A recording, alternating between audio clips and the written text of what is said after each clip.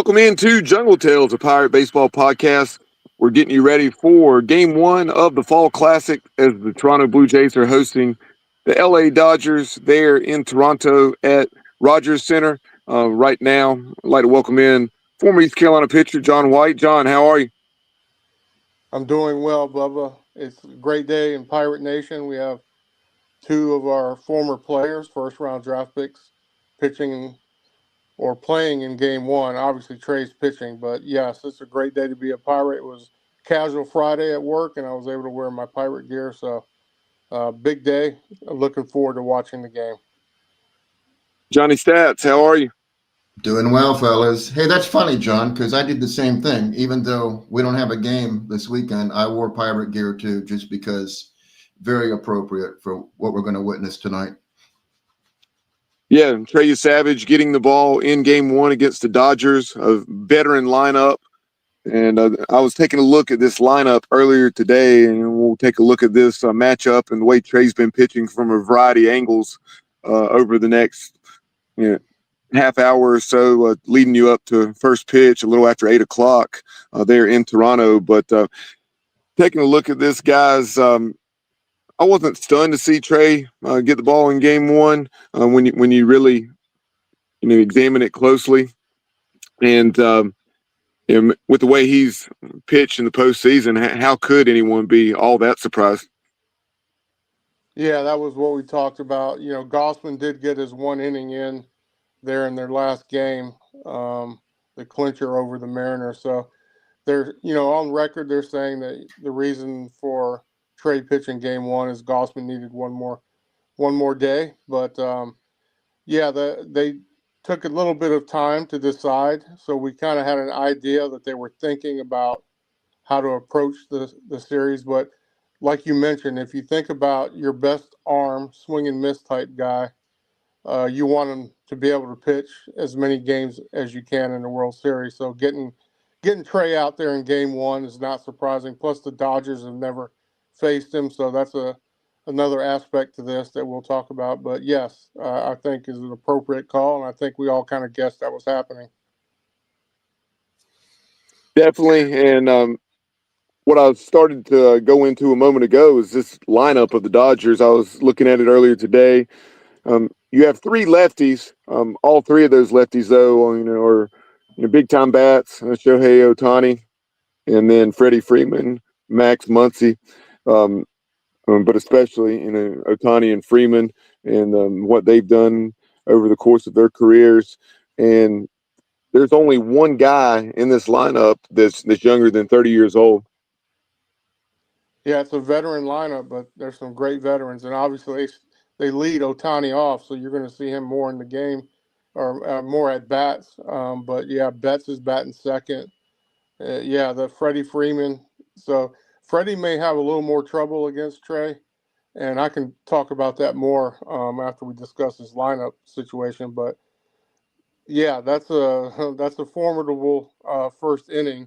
And I mentioned this before. The Brewers tried to come out with a closer in the first inning against the Dodgers on the third game, and that didn't work out. And they ended up bringing in their stud young pitcher, Mizorowski, and he dominated after that. So they kind of taught them a lesson because that you want to have your best arm going against those first four batters in the first inning. So I agree with you. So taking a look at Trey in the postseason, there you see his numbers on the screen. 3 starts, of his 6 MLB starts have come in the postseason. 2-1, 4.20 ERA. That was largely because of that one bad inning against the Mariners. But 15 innings, 10 hits, 22 strikeouts to just 7 walks. Yeah, and I'll talk about that first inning. As a pitcher, he was in a groove already, and the first batter was struck out. Everyone in the stadium knew it. The only person that didn't was the umpire. Even the batter was walking away. So that kind of changed momentum. And then obviously he hung a pitch that ended up being a 3-run home run. So, but yeah, so that, except for that one blip, he's pitched extremely well. the Mariners are a different team than the Yankees. You saw him dominate the Yankees because they're free swinging, and his secondary stuff is not made for a free swinging team. He made them look like a little league team, but Mariners are a different approach at the plate. They're a little bit patient when it comes to swinging at pitches. Now, when they did swing and strike out, they did miss, and that just shows you that when Trey gets 2 strikes, it's a very good opportunity, or it's coming that there's probably going to be a swing and miss with the kind of stuff he has on the secondary pitches. And, Johnny, you can talk about that swing and miss against Seattle. The rate went down significantly. I can validate both your points with stats.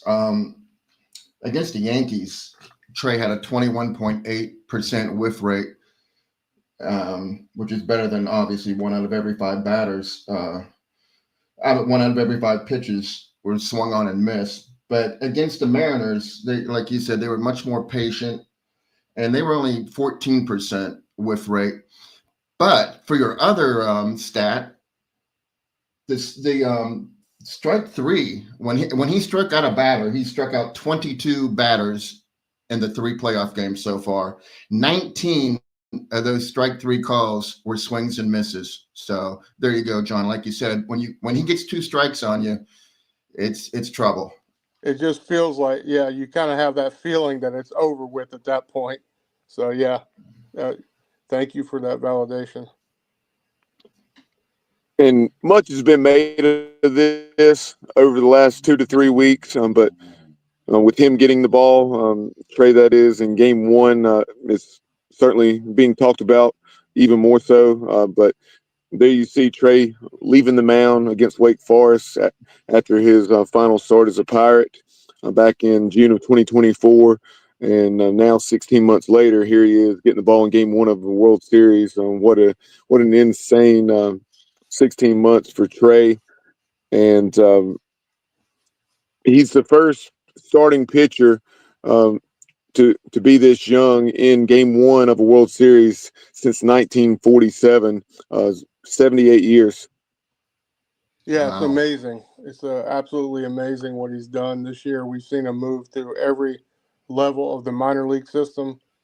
He came up, started a few games. They decided to get him on the playoff roster. And then when he came out against the Yankees, all of a sudden he became a star on television that people started saying, hey, who is this guy? Who, when he made his first start back in Single A, he actually that was the day that the pitcher that he's going against, Blake Snell, went on to the disabled list for 3 months. And now they're both up here starting game 1 of the World Series. What an exciting story. And Blake's been lights out, so it's going to be a tough game for Toronto's hitters. Blake's been dominant, not just lights out. It's been in the playoffs. He's been extremely lights out dominant. But now you got a young 22-year-old. And that's another aspect I think that they thought about whenever they were making the decision to go with a pitcher on game 1. Was he ready for this kind of spotlight? Do we go with a veteran? Because they have a few veterans on this team. And or can he handle that? I mean, that's a big aspect to this whole thing, too. And I think they know he's ready because he's handled stuff at every level, and he seems to embrace the spotlight and seems calm under pressure. It's very impressive, very impressive. I can't even express it more. Yeah, John, I agree with you. And, if you just look at the other pitchers, the prominent pitchers that were out of college that were drafted in 24, 3 of them, Hagen Smith from Arkansas, he's still in Double-A. And Jonathan Santucci from Duke, he's still in Double-A. And Uranjay, I struggle with this name, Uranjay Sanche from Mississippi State, he's still in Double-A. Now, Chase Burns, he did make it up to the Reds, but he made it to the playoffs, but they're not in the what Trey's doing is it I think even a different level than what Chase has done. And to think that we had a regional in Greenville that had a feature game with Trey and Chase Burns pitching, although it was in the losers bracket, but what a matchup. in college, and now to think they're both in the big leagues and what Trey's doing, pitching in the World Series, just amazing stuff. Yeah, to y'all's point, that graphic there on the screen from Just Baseball on X, saw this earlier today, and this is one of those things we were certainly aware of, but for our viewers and listeners, just to see the timeline, um, and helps put it in perspective, just how crazy Trey Yesavage's ascent through the Blue Jays minor league system was this year. Back on April 8th, he got his first career start in Single A with Dunedin down in Florida. And then on May the 20th, he was getting his first high A start with the Vancouver Canadians. June the 12th in Double A for the New Hampshire Fisher Cats. August 14th, his first Triple A start with the Buffalo Bisons. And then September 15th, getting the ball for the first time in the show against the Tampa Bay Rays down at Steinbrenner Field. And then, of course, there you see what he's done in the month of October as the Blue Jays have made their way to the World Series. Yeah, and when he Hey, went to, I'm sorry, no, real I was quick. just going to say, Yeah, go ahead. John, real quick, that I remember on May 4th when Trey was announced the Florida State League Pitcher of the Week. I was like, I was so happy for him, and I was like, they should really help his confidence. But I don't really think he needed any confidence boost. But if he even Trey at that point on May 4th, I'm sure he was very happy about that award. But I can't even imagine that in his wildest dreams he thought it was going to end up where it is tonight. So I'm just very, very, very happy for him. Yeah, this is dream world. And when he was at AAA Buffalo, Shane Bieber was also rehabbing, and everybody thought, well, Shane's coming back, and that'll be one of our rotation guys. And then all of a sudden, Trey comes in the mix, and you look at the rotation now, and you have Gossman, Trey, Bieber, and then Scherzer, the old-time vet who back in his day was a shutdown pitcher, has 20K strikeout game, maybe twice, I think, and then a no-hitter as well. But I know he's a little bit in the later stages of his career, so I'm not sure if they even consider starting him game one. But anyway, going back to Gossman and Trey, they're extremely tough on left-handed hitters, and there's a reason for that, the way they pitch. But I wanted to talk about Trey specifically. Um, Obviously, the splitter is tough on left-handers. They bat 167 against it. Um, so, and you can see in the highlights that it's kind of a flail swing at it sometimes, especially on that third strike, as JR was pointing out. But the arm side run, based on the way Trey's arm angle it goes inside to right-handers and away from left-handers. But the inside run on the split and the drop on the split makes it extremely tough, especially since it looks like a fastball coming in. And he throws it around 85 miles an hour, 84 miles an hour on average. But the hitters think it's a fastball coming out of his hand. And if you look, he kind of throws over the top, even though the arm angle is, based on the way he stands, is around 64 degrees. The way his arm pitches, his ball runs inside, even on his fastball and slider. So his slider is not one that is going to break out as much as like a Jeff Hoffman. Now Jeff's on the side arm a little bit more. He's got about a 37-degree angle there, so his ball runs out, and his slider's very hard to hit as well. And he had hit and miss stuff too. Everyone saw the 3 strikeouts to end the series. So yeah, this is and Gossman has that same split finger um, type movement, so he's tough as well. And you might not want to pitch Trey and Kevin back to back, but the way they throw, it's pretty impressive. So yeah,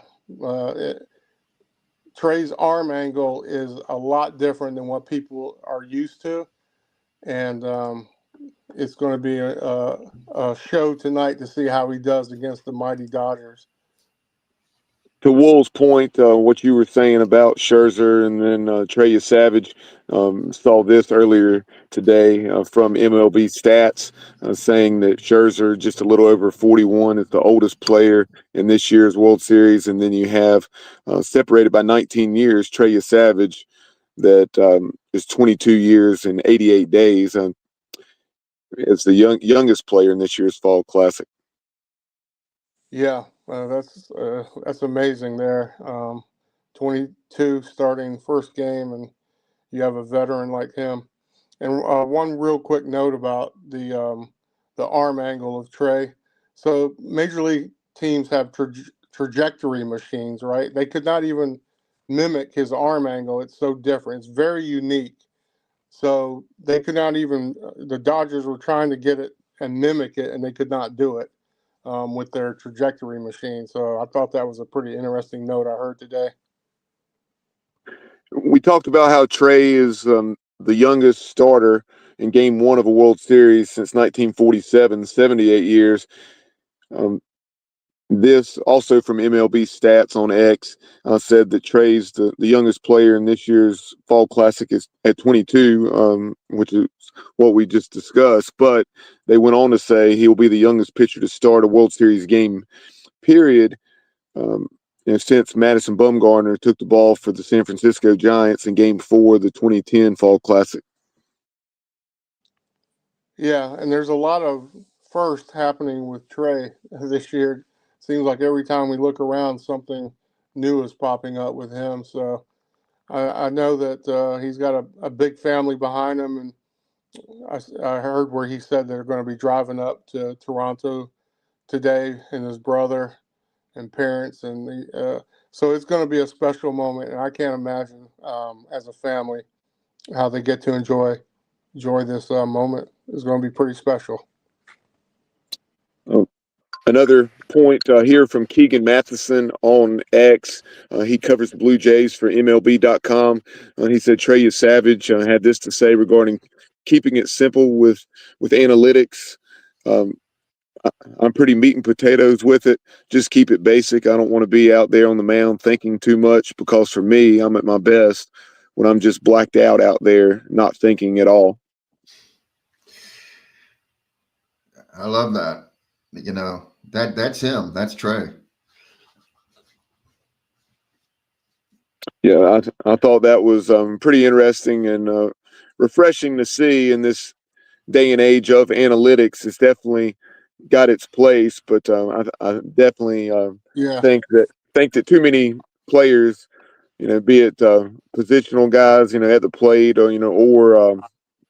or pitchers, can definitely become too consumed with it. Yeah, and I was talking to my father about this, and he says, I hope he doesn't wake up from that zone he's in, because he does seem like he gets in the zone out there at times. And uh, against the Yankees, his stuff it was dropping so much, that split finger. I can see why they had trouble, especially the way they're aggressive. But he was in the zone, no hits, 11 strikeouts, whatever it was, 5 1/3 or 2/3. So, it came down. Obviously, Seattle's a different approach team, but he does seem to be on the mound and be able to, I don't know, each pitch is a transaction to him. He's so laser focused on each pitch, whereas he's not taking an inning at a time or a batter at a time. He just seems to be in the moment, and that's for a 22-year-old. You can't explain how impressive that is.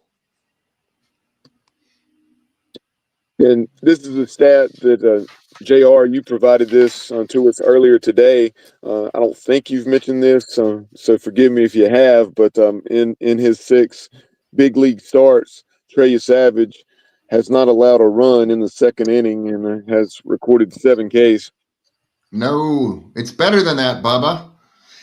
In his 6 playoff games, 6 Major League Baseball games, excuse me, nobody has touched him in the second inning. No hits, no walks, no runs, 7 Ks. So, Gotcha. That's his second inning is his time, man.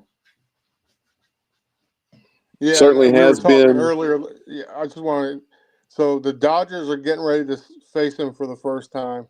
Obviously, they've seen tape or whatever you want to call it. They couldn't quite get his trajectory on their machines to do a sim. So it's going to be going up against Hall of Famers is basically what he's doing in the first inning, and he's 22 years old. So they're going to see him for the first time. They're going to see a pitch that they have not seen before, one of the nastiest splitters that you're going to find with the way it moves. And it's going to be fun to watch that first inning, see if he can overcome all the emotions. And then the fact that he's got to focus on facing Otani, Betts, and maybe Freddie. I think Freddie's batting fourth tonight, right, JR? Third, I think. Yeah, so think about that. You're going up against Otani, Betts, and Freddie. Those are three Hall of Famers. You're 22 years old, pitching the first game of a World Series. That's a lot of pressure. So I can't wait to see how that's going to play out. Yeah, Shohei's numbers for the year. In the regular season, he hit 282 with 55 bombs and 102 runs batted in. Mookie Betts, 258, 20 bombs, 82 driven in. And then you had Freddie Freeman, 295, 24 home runs and 90 RBI. So Freeman and Otani, from an average standpoint, have struggled a little in the postseason, but not having been able to see those games, don't know if that's so much them struggling or just having some tough luck on that you'll often have in a game of baseball. But you guys, any final thoughts about this one? We'll be with you, folks, for another 5 minutes or so as we get you ready for this game one between the Blue Jays and Dodgers. So let us hear from you on social media. We appreciate you chiming in, Craig. Craig Doucette from Virginia says, can't wait until 8 p.m. Let's go ECU Blue Jays. Love that. Yes, sir. Thank you, Craig. I guess my final thought would be, I'm thankful to a guy from Pennsylvania and a guy from New York, and Trey and Jeff Hoffman, playing in Toronto, Canada, and making me. I'm a Blue Jays fan. I mean, I'm a diehard Braves guy, but I love the Blue Jays right now, and I know all their players, and I just can't wait to watch this game. And I never thought I'd be saying that. So thanks to those two guys. Yeah. I've thought about that, JR, as a Braves fan, with the Toronto in the early 90s. But yes, we are Blue Jay fans, and it's going to be a tough road. Obviously, the Dodgers pitching, we're talking about Toronto's pitching, but Dodgers have an extremely tough pitching lineup coming up. So that's going to be tough. But the icing on the cake will be if we can get a final game where Trey gets the win and Jeff Hoffman gets the save. That's what I want to see. Yeah, that would be awesome. Another bat to keep an eye on, I don't know that we've mentioned for the Dodgers, Will Smith, 296, 17 homers and 61 driven in, and he's hitting close to 300 in the postseason across about 30 ABs. And Shohei, I mentioned, yeah, he only has a 220 average in the postseason, but he has hit 5 bombs. Yeah, Will Smith is batting cleanup tonight, and it seems to me he's even more dangerous in postseason. Yeah, and I think Will Smith is a good name for teams because there's a pitcher named Will Smith as well. I think the last 7 World Series has had a Will Smith in the lineup. I think one had two. I think one of them had both. One had both. Yeah, that's crazy. Yeah. Now, John, in the first few minutes of the show, did you mention your 7.7 barrel number? No, and that's just a hard hit ball. Trying to describe the barrel rate for Trey. So yeah, I mean he has a 7.7% barrel rate, which means that's a perfect launch angle and velocity off the bat. So of all the pitches he's only had 7.7%, which is really good for a starting pitcher. That's numbers that a top end closer would have. For example, Hoff exceptional closer, but his is up near 12%. So, yeah, that barrel on the ball is very tough to do against Trey's pitches. So that doesn't surprise me now that I look at it. But yes, very impressive for a starting pitcher who has to go 5, 6 innings these days. Yeah, for perspective for our listeners and viewers, that is across 239 pitches. That's 7.7% barreled rate. And It probably came down because the stats that I look at have not been updated. They do it once a month, so I'm very certain. Other than the one pitch he made in Game 2 against the Mariners, where he hung the splitter and it hit for a home run, there's not very many barrels on the. His barrel percentage probably came down in his last 3 games. Yeah. Yeah, Hey, that's just John, my guess. Yeah. I wanted to ask John a quick question, Bubba, because he knows about this stuff. Game 6, I guess it was, against the Mariners that kept the Blue Jays alive. Trey got into a little bit of a jam, a couple innings in a row, but in the 3rd inning, 4th inning, and 5th inning, 3 consecutive innings, he pitched the batter into a double play. Yeah. Is that probably has something to do with the barrel rate, wouldn't it? Like they're just not getting enough bat on the ball. Yeah, inducing ground balls. That's a big one. That the scientist, the expert at that was Greg Maddux. He could make a player hit the ball where he wanted. That was that type of pitcher. But in this case, he needed ground balls to get out of jams. Right? I mean, he was in a jam three innings in a row, and he induced ground ball double plays. So, yeah, that's another aspect of pitching. You're not going to go out there and be able to strike out every hitter. You might need to get a double play ground ball. So that comes into play. And the catcher and the pitcher are in sync on this. They understand what they need to do. They call based on what the batter tendency is. They'll call pitches on that. And with his split finger and drop on it, it's easier to get a ground ball, especially when they're not going to get a huge barrel on the pitch. So yeah, that's not surprising that happened. on Sunday afternoon, the Pirates will they're headed up to Boone on Saturday. They'll practice there at Smith Stadium, and then they'll play the Mountaineers of App State on Sunday afternoon, at least 12, maybe 13 innings. The Pirates and UNCG a couple weeks ago over in Greensboro in a scrimmage that was moved due to a nor'easter off the Outer Banks. The Pirates and Spartans went about 14.5 that day. But I'm very intrigued to see how this goes. Hopefully we'll swing the bats better than we did at UNCG and put up some runs. But are we going to have anybody there that can give us reports? not sure. Unfortunately, I will not be able to attend because it falls on my son's birthday. So we'll be doing some things for that to celebrate Riley's 14th. But otherwise, I would be there if it was on Saturday. I may be able to get up to Boone for that, but not with it being on Riley's birthday. But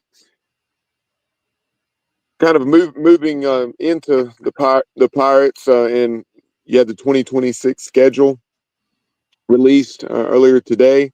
Some of my major takeaways, and we'll certainly dive a lot more and deeper into this here in the next week or two on our next show.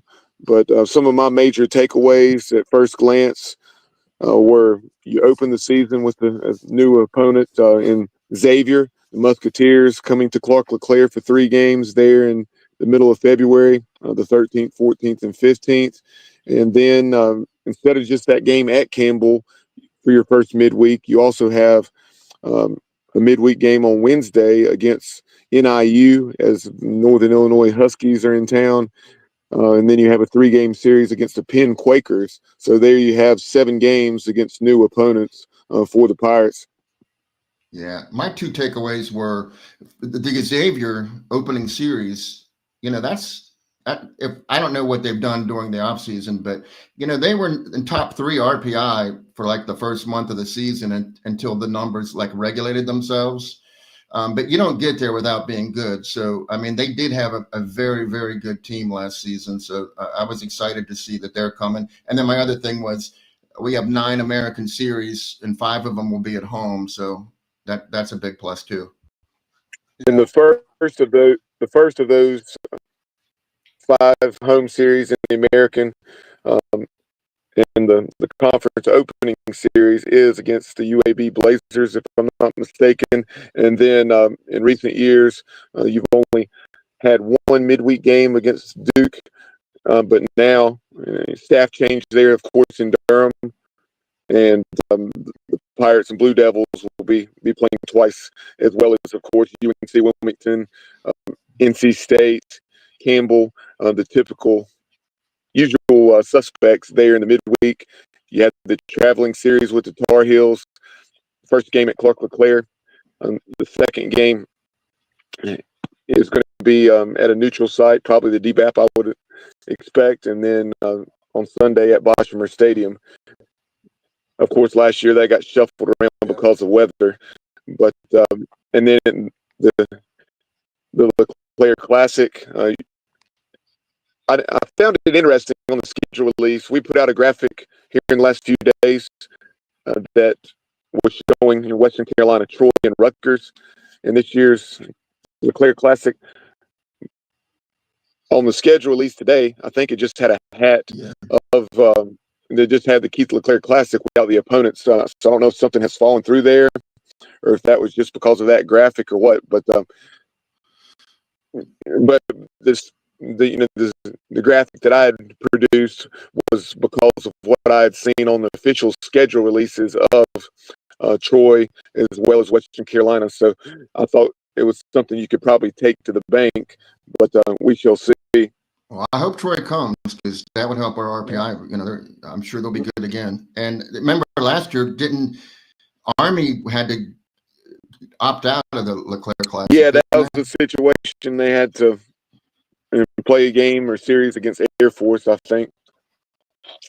Yeah, and going back to Xavier, they were like a bubble team there at the end and had a great year. So it'll be interesting to see where they went and what happened in the transfer portal for them. Speaking of that, real quick, I know probably the listeners know this by now, but Tennessee's coach has moved on to San Fran. So Tennessee's looking for a head coach at this point. So, yep.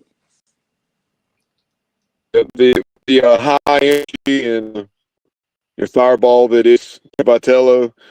He's now with Carson Wisenhunt and the San Francisco Giants. I think technically Carson, I believe, did Carson finish the year in AAA? He went down once. He went down once, came back up, and then I think he ended in AAA. But he's going to be in the big leagues. His stuff is too good. We talked about his changeup, which people love, but he's got too much of a dynamic pitch and a left-hander to not be at the big league level. So Tony's going to get to see Carson at his best at the major league level. It'll be interesting to see how Vitello does at major league. The first time they've never had any major league experience, and they hired him. So that'll be interesting to see how that plays out. And with that being the case, of course, who's going to get that Tennessee job, a program that's had so much success over the last 6 or 7 years under Vitello and staff.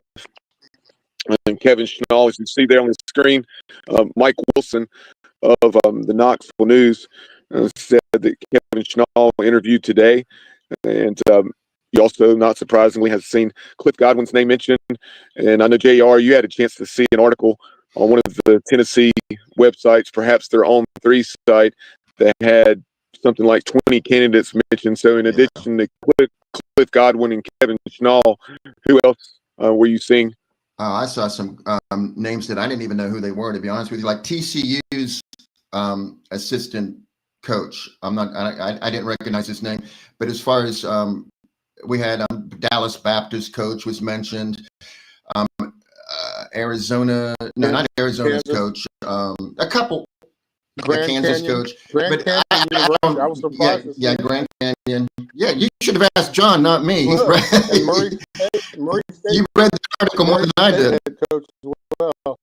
But yeah, that's going to be. Oh, I didn't see that. Crazy. How that all plays out. But I have a question, John. How can Schnall just outwardly be so bold to interview while he's still? I mean, he has a team. I mean, I don't know that sends a great message. I think it should have been done, discreetly. I just don't understand. I don't. That's a weird dynamic in my opinion. And what would be the repercussions if he did take the job with the? This late in the this late in the season, especially. No, that. When I saw that one that Bubba was saying, I was surprised on that one. I mean, obviously, he's going to be wanted, but I was just a little shocked there. But one coach that we know is not going to get the job is Kevin O'Sullivan, who's actually taking a leave of absence from the Florida Gators. So anyway. Yeah. I just thought I brought that up. And I hope the best for him if he's having some personal problems. But, after seeing him down here in Conway and when he, the way he talked and acted, it's just not surprising. He may need a little help, whatever's going on. So best for him on whatever it is. Well said, John. Yeah. Yep. Well said. Certainly a lot of that was brought on himself, but just the human aspect there, you definitely want to wish him the best, despite how he acted. To his credit, like Cliff Godwin mentioned on Pirate Radio within the last few weeks, and he did give Parker Bird a call and apologized over the terrible things he had to say to him that Sunday morning down in Conway. But I think Parker taught him a lesson on how to be civil. So that was probably the best thing that came out of it. To be honest. Yeah. 100%. But hey, here we are, just a few minutes from first pitch and broadcast beginning as we speak. So tune it to Fox and watch Trey Yesavage and the Blue Jays. Hopefully, this victory will be credited to Trey Yesavage and then a save to Jeff Hoffman. But that will do it for this edition of Jungle Tales. We appreciate everyone tuning in. Definitely. Like, follow, comment, subscribe. There you see how you can follow us on social media at Jungle Tales Pod. We're approaching 500 on most of our social media platforms, looking to steadily increase those numbers with the 2026 season, just around the corner. Here we are, still about 4 months, a little less than 4 months away, but it'll be here before you know it, with the Xavier Musketeers coming to town for that season opening series. But for John White and Johnny Robertson, I'm Bubba Rosenbaum, and we'll talk to you soon here on Jungle Tales. And as always, go Pirates.